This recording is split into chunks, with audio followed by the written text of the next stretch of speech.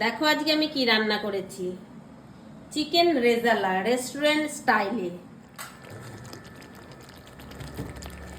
নামিয়ে নিচ্ছি। আমি আজকে চিকেন রেজালা বানাবো, তার জন্য আমি 500-র মতো চিকেন নিয়ে নিয়েছি। এখন এটাকে আধ ঘন্টা করে ম্যারিনেট করে রাখবো। যে দেখো কি কি দিচ্ছি এর মধ্যে। এই বোলের মধ্যে চিকেনটাকে দিয়ে দিচ্ছি। টক দই দিয়ে দিচ্ছি পরিমাণ মতো।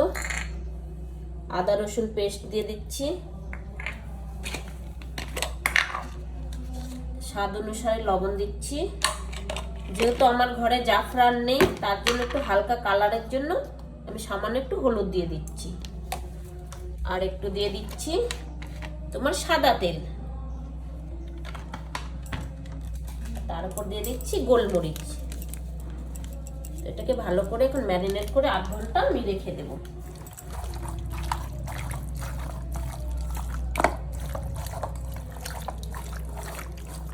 কড়াই গরম হয়ে গেছে, আমি এখন সাদা তেল দিয়ে দিচ্ছি।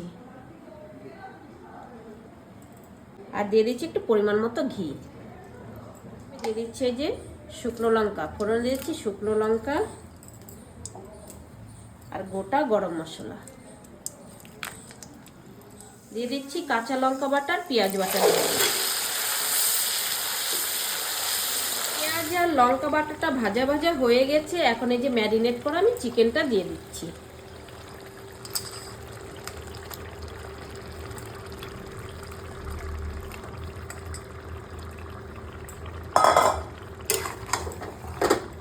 হালকা সিমে করতে হবে, কষাতে হবে ভালো করে।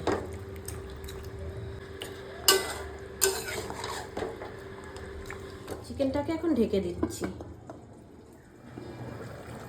চিকেন থেকে জল ছেড়ে দিয়েছে। এখন আমি দিয়ে দিচ্ছি পোস্ত আর কাজু বাদাম বাটা।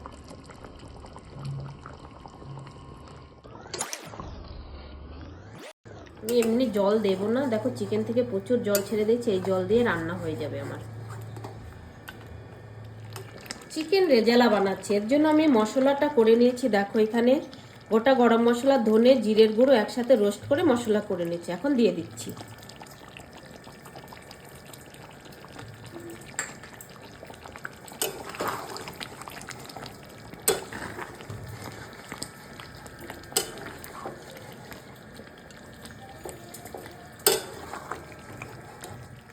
একটু চিনি দিয়ে দিচ্ছি। আমি আমার মতো করছি, খেয়ে দেখবে, খেয়ে দিয়ে বলবে কেমন হয়েছে, বুঝলে। তেলটাও ছেড়ে দিয়েছে, কালারটাও সুন্দর হয়েছে। চিকেন রেজালার গ্রেভিটা ফুটে এসেছে। এখন এই যে আমি মাখনাগুলো দিয়ে দিচ্ছি।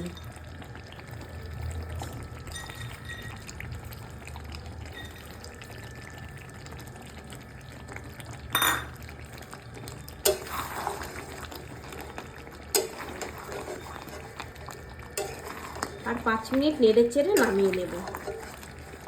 নামানোর আগে দিয়ে দিচ্ছি একটু কেওড়া ওয়াটার। দেখো আমি চিকেনে কিন্তু একটুও জল দেইনি, চিকেনের জন্য গ্রেভিতেই হয়ে গেছে।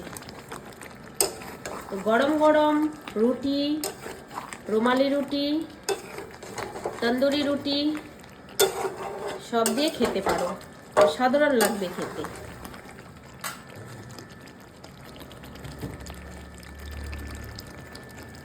চিকেন রেজালা রেডি, এখন নামিয়ে নিচ্ছি। কত সুন্দর হয়েছে কালারটা, দেখেছো? দেখেছো কত সুন্দর হয়েছে কালার।